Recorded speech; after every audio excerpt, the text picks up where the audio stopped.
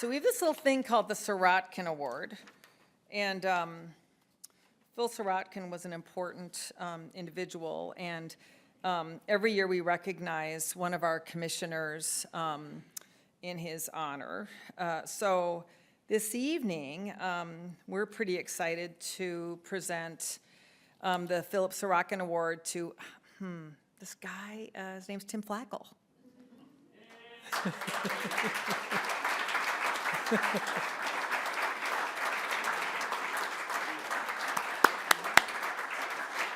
For those of you who don't know Tim Flakoll, Tim is Tim Flakoll is a North Dakotan.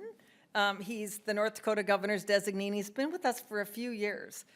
He was first appointed to the Midwestern Higher Education Compact in 2001 and has served as a commissioner for more than 24? Well, I started in 99, actually, because the person before me dropped out.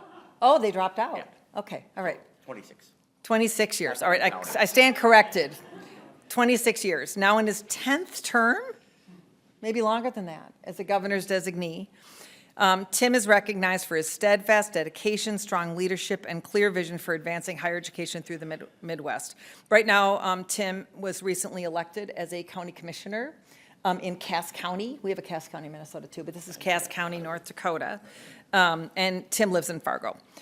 Tim's leadership within MEC has been significant and far-reaching. He served as chair from 2017 to 18, vice chair 2016 to 17, and past chair 2018 to 19. Oh, he chaired the search committee for me, so you know who to blame, leading to the hiring of me. Provided critical guidance during the leadership transition from former President Larry Isaac, ensuring organizational continuity and peace, right? As chair, Tim worked diligently to strengthen relationships across the region, traveled to most state capitals during the best time of the year, January through, May, you know that, right? And meeting with commissioners and legislators to highlight the value of MEC and encouraging collaboration. Played a key role in North Dakota, becoming the second state to join the state authorization reciprocity agreement. That was the distance education program I was talking about, and has been a tireless advocate for our programs in North Dakota. We're really grateful to you, Tim. He's helped ensure North Dakota representation in MEC's programmatic work by identifying candidates to serve on committees. As a North Dakota legislator, included service as chair of the Senate Education Committee, offering valuable insight and advocacy for higher education policy, and your decades of service demonstrate an unwavering commitment to education and a legacy of leadership that has strengthened MEC and expanded opportunities for students all across the Midwest. You also, I think, Tim had an interesting job working as the College University. Tri-College University. So there's a coalition. If you've ever been to the Fargo-Moorhead area, it really is an economic development region, and there are 5 colleges, universities, public and private, that work there, and Tim led that group. So anyway, with no further ado, I don't know, Kyle, if you'd like to make a couple comments. No, I know you're good, but would you like to say anything? Yeah, come on up. Kyle served, Senator Davison served with Senator Flakoll here in the legislature.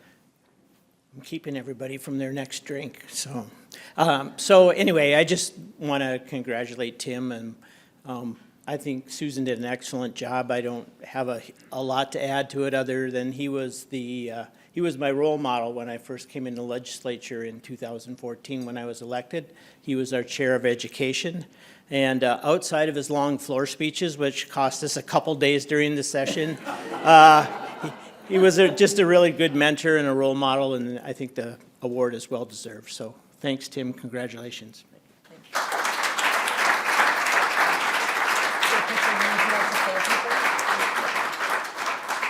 Would you like to say a few things? I have the Super Bowl. All right, let's go. I'll get out of your way. Yeah, as a sometimes politician, it's hard to not, I don't know. I toy if I should say anything or not, but I just want to thank everyone.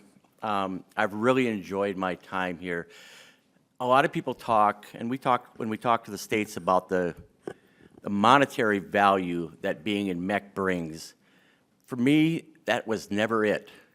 It was the people such as yourselves that I got to interact with and learn so much from things that I could take back to my state and help our students do better, help our faculty and administrators do better. And to me, that was the big part of why I loved coming to MEC meetings. And I think I only missed one, and that was, I think, after a month or so after I had open heart surgery. So, but just, I can't help but think, because I was, sorry, Kyle. But, you know, and the other thing is we all get along. I mean, if I can get along with Tiedemann, anything's possible. I mean, we're vicious when it comes to mostly football, and but actually I grew up in South Dakota, and where I grew up, I would love if my parents, who somewhat recently passed away, would know about this. I remember when I was a little kid, I was about 5 in 5th grade, and I didn't give a hoot about school.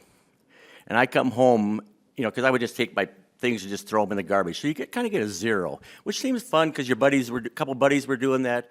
Again, and I went to a school that had 34 kids in high school, so very small. But finally, the report card came due. I forgot about that part of the whole scenario. And my mom looked at me as only a mom can look at a kid and said, "Timothy John, I expected more out of you." And I'm like, shit, yell at me, do whatever, but don't be disappointed in me and expect more out of me. And from that day on, I expected more out of myself. Fast forward to college, I started, the first day of classes at NDSU was September 12th, 1977 was my first start of my freshman year. 9 days in, my best friend from school had quit college. I didn't feel like I could just survive. It was a big place to me. It was tough. I called my mom and said, "Mom, I don't think I'm going to make it. I just, you know, it's hard." And part of it was I read the door wrong, and I went to a senior level calculus class, which didn't go so well. But that was part of being that lost, you know, small town kid for me. And my mom, she said, "Tim, just do the best you can. Just do the best you can." So I did the best I could. And oddly enough, my entire career was basically in higher education. And I'm still trying to do the best I can. And it's when you mentor people like that and, you know, believe in them. I remember the first person who believed in me that didn't need to believe in me was Johnny Johnson. And he was a professor I had, and he believed in me. And again, he wasn't a family member or anything, but, you know, just those kind of things really do make a difference. My brother died 20 years ago this Christmas time. And I always felt great comfort in knowing that he had spent his entire career as a researcher. He was one of the top 10 clinical nutritionists in the world, according to everybody that was involved in those kind of things. And he also did teaching. But it gave me some comfort knowing that he had impacted so many people's lives. Now, this past spring, I kind of moved out of my higher education role, and I have just like 2 jobs now is all. So, but I'm so happy I got to help out so many students that, you know, are both lifelong friends and just making great impacts. And again, I just want to thank you all. And in all honesty, I mean, everybody will remember me, MEC part. The only thing they'll remember is I was the chair of the committee and chair of the commission when we hired Susan, who has done just phenomenal things and has put together a fantastic team that has really moved us forward. I mean, I think we used to take out loans at this time of the year just to make it to the end of the year. And now we've become in such a great position financially that we're able to do the great work that needs to be done. So again, thank you, and I'm humbled, and thank you. Thanks. Well deserved.